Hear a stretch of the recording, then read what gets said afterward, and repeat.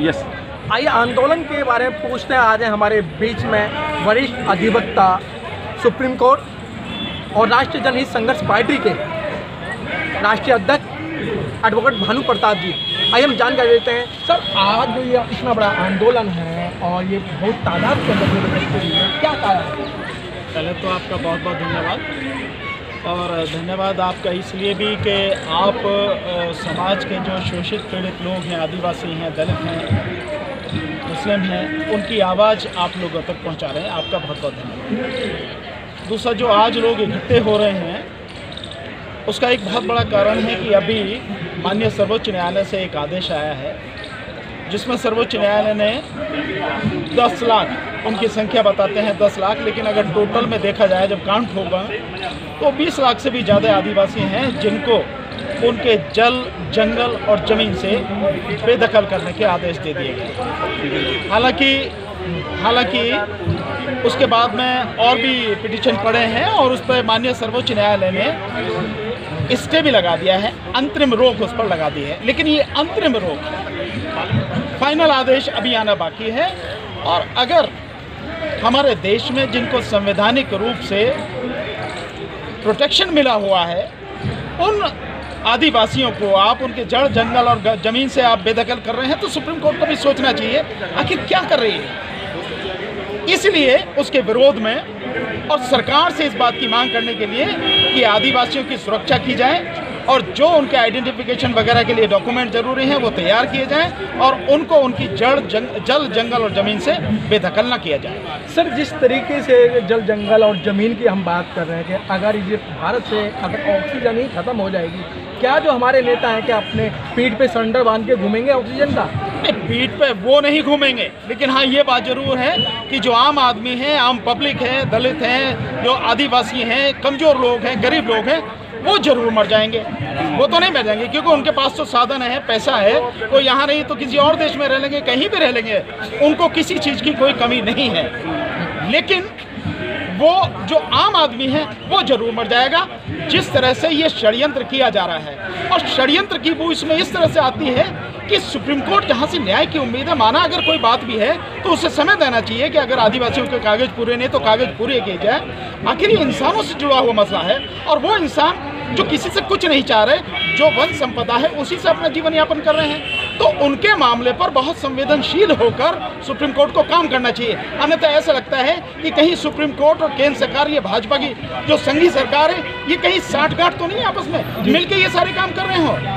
तो बहुत संवेदनशील मुद्दा है, इस पर तरीके से काम करना चाहिए। सर, इन सब मुद्दों को दबाने के लिए अभी एक वीडियो वायरल हो रही है कि जो पुलवामा में जो ये एक इस तरीके का जो घिनौना ये हरकत की गई, तो उसके बारे में क्या कहेंगे? देखिए, आपको ध्यान होगा मैंने जब ये 14 तारीख को अटैक हुआ था उसके 2-3 दिन बाद ही मैंने ये बात सोशल मीडिया पर आप लोगों के माध्यम से ही ये बात कही थी एक मीटिंग में जब थे कि कहीं ऐसा तो नहीं है जब केंद्र की ये संघीय भाजपा सरकार हर मुद्दे पर फेल है, यानी जैसे रोजगार का मुद्दा है उस पर फेल है, जो नौजवानों का मुद्दा है उस पर फेल है, किसानोन के मुद्दे पर फेल है, जो स्वामीनाथन कमीशन रिपोर्ट है वो लागू नहीं की है इसने, जो महिलाओं की सुरक्षा का मुद्दा है उस पर फेल है, जो महिलाओं को 33% आरक्षण वाला जो बिल है अभी तक संसद में पड़ा है, यूं की तो पड़ा हुआ 5 साल निबट के, उस पर फेल है, जो 4 करोड़ लोग नोटबंदी के द्वारा मार दिए गए, जो आपका डिजिटल इंडिया वाला मामला है, जो आपका स्मार्ट सिटी मामला है, ये सारे के सारे जो मुद्दे हैं सब पर ये सरकार फेल है।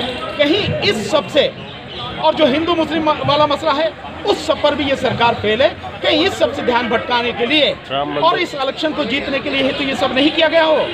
लेकिन आज बड़ी जो है मुझे इस बात की हैरानी भी है और मैं सरकार से चाहूँगा कि बहुत निष्पक्ष एजेंसी से इस बात की जांच कराई जाए कि इसकी सच्चाई क्या है। आज सोशल मीडिया पर एक वीडियो सुबह से वायरल हो रहा है और अब तक उस वीडियो को 2 लाख से ज़्यादा लोग देख चुके हैं, जिसमें साफ साफ कहा गया है कि उड़ी का हमला और पुलवामा का हमला बीजेपी द्वारा कराया गया है। उसमें बीजेपी के जो एक वरिष्ठ सांसद हैं, नेता हैं राजनाथ सिंह और जो भाजपा के राष्ट्रीय अध्यक्ष हैं अमित शाह, उन दोनों की आवाज़ है, एक और महिला की आवाज़ है। अगर ये सारी चीज़ सही है तो इससे घनौना अपराध कोई हो नहीं सकता। और अगर इसमें कहीं कोई झूठ है तो इस बात की सच्चाई भी जनता के सामने लाना, देश के सामने लाना, ये सरकार की जिम्मेदारी है, क्योंकि ये छोटा मुद्दा नहीं है, ये बहुत ही गंभीर मुद्दा है।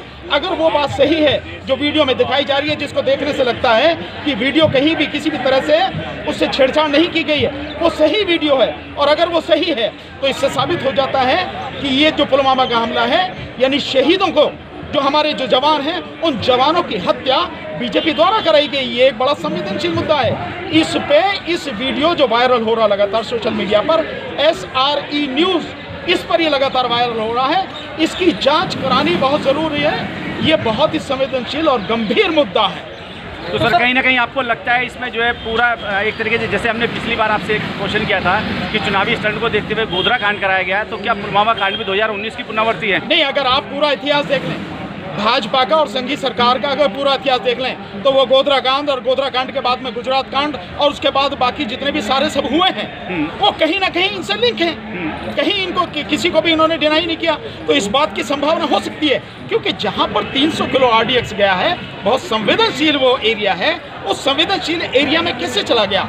हमारी इतनी बड़ी आर्म फोर्सेज जो हैं, एक स्थान से दूसरी जगह जा रही हैं, और जब जो DGP हैं CRPF के, उन्होंने ये रिक्वेस्ट भी की थी कि इंटेलिजेंट आउटपुट इस तरह की है, खुफिया सूचना इस तरह की है कि कहीं भी हमला हो सकता है, कोई भी बड़ा हादसा हो सकता है, इसलिए हमारी जो फोर्सेज हैं उनको जो है एयरलिफ्ट किया जाए, यानी हवाई जहाज से वहाँ पहुँचाया जाए। तो क्यों नहीं किया? क्यों उसको माना नहीं गया? और अब जब ये सारी घटना घटी, उसके बाद में होम मिनिस्ट्री ये आदेश जारी करती है कि उनको जो है हवाई जहाज से आने जाने का सब कुछ मिलेगा।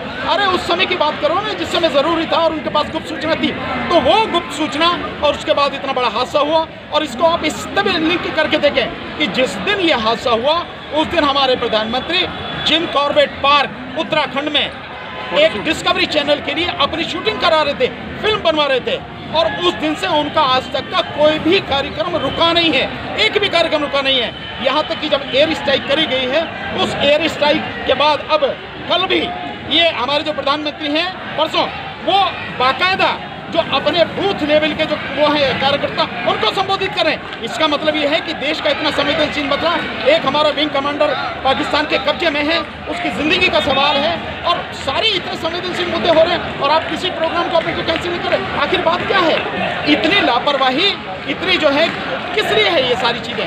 तो कहीं ना कहीं मुझे लगता है, मैं पहले भी शक जाहिर कर चुका हूँ, इसमें इस इलेक्शन को जीतने का बड़ा भयानक षड्यंत्र है। और ये मैं बात इसलिए भी कर रहा हूँ, मेरी बात की पुष्टि इस बात से भी होती है कि जो वीडियो वायरल हो रहा है, इस वीडियो में बाकायदा अमित शाह का जो बयान आ रहा, अमित शाह की जो आवाज़ आ रही है, उसमें करी कि हम ये भी मानते हैं कि इलेक्शन को, चुनाव को जीतने के लिए हमला जो युद्ध कराया जाता है, हम ये भी तो मानते हैं। और ये भी है उसमें कि देश की जनता को गुमराह किया जा सकता है। ये सारी चीज़ें क्या सिद्ध करती हैं? ये सारी चीज़ें यही सिद्ध करती हैं कि कहीं ना कहीं इस इलेक्शन को जीतने के लिए बीजेपी का इस पुलवामा हमले का षड्यंत्र है पूरा, उनके द्वारा रचा गया है। एयर मार्शल जो अभी अभिनंदन वाला जो केस है, इसके भी सूत्र कहीं ना कहीं पुलवामा कांड नहीं, अगर इस सारी चीज़ को हम देखते हैं तो इन सबसे यही है कि ये सारी चीज़ें आपस में कहीं ना कहीं लिंक हैं। क्योंकि अगर आप देखें 1965 के 6 हमारे जवान 1965 के युद्ध के और 1971 के 48 हमारे जवान अभी भी पाकिस्तान के कब्जे में हैं, उन्हें तो उसने वापस नहीं किया।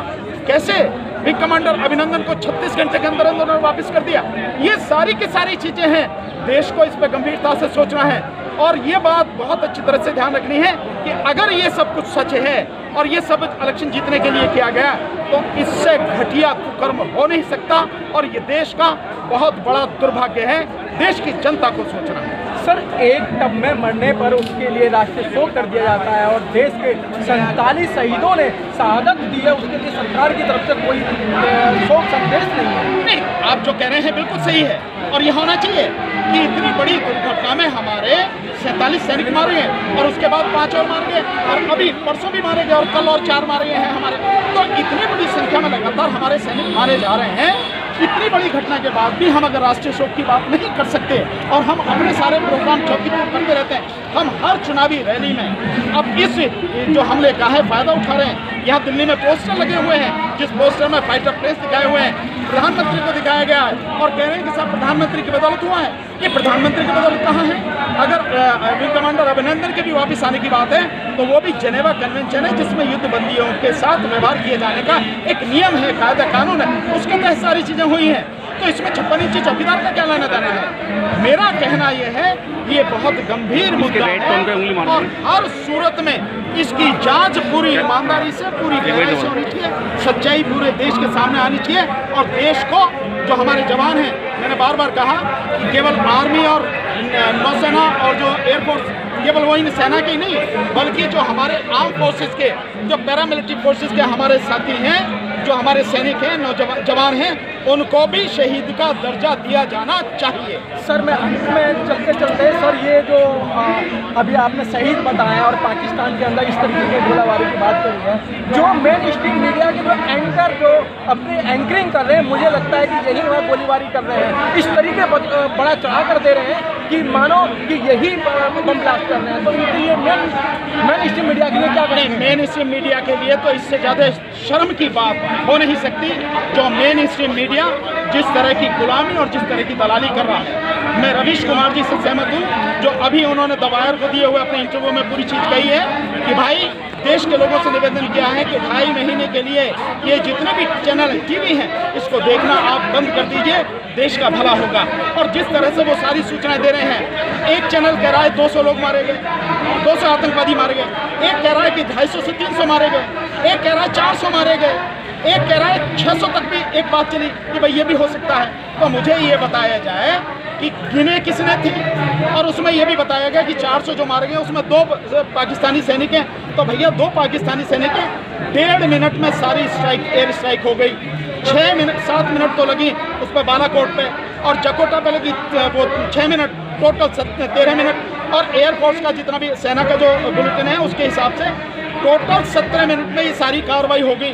तो कौन गया नीचे जो गिन के आया कि ये सेना के हैं और ये आतंकवादी हैं? और जो बाकी अल जजीरा वगैरह इन सब से रिपोर्ट आ रही है कि भैया खाली जंगल में ये सारा सब कुछ फेंक के आए। और सेना की जो अपनी ब्रीफिंग है उसमें एक भी आतंकवादी के मरने का कोई जिक्र नहीं है, जो सबसे इम्पोर्टेंट है। तो इसका मतलब ये है कि ये चैनल जो है, क्योंकि बीजेपी के चैनल हैं सारे के सारे, बीजेपी के तलवे चाटते हैं, चौकीदार के पैरों में पड़े हुए हैं, दलाल मीडिया है। ये दलाल मीडिया इस देश को गुमराह कर रहा है और बीजेपी के हक में इस 2019 का इलेक्शन को जीतने के लिए माहौल बना रहा। मैं फिर निवेदन करता हूँ कि रवीश जी की बात को मानिए और 2.5 महीने के लिए इन चैनलों को देखना बंद कर दीजिए। बहुत बहुत धन्यवाद सर।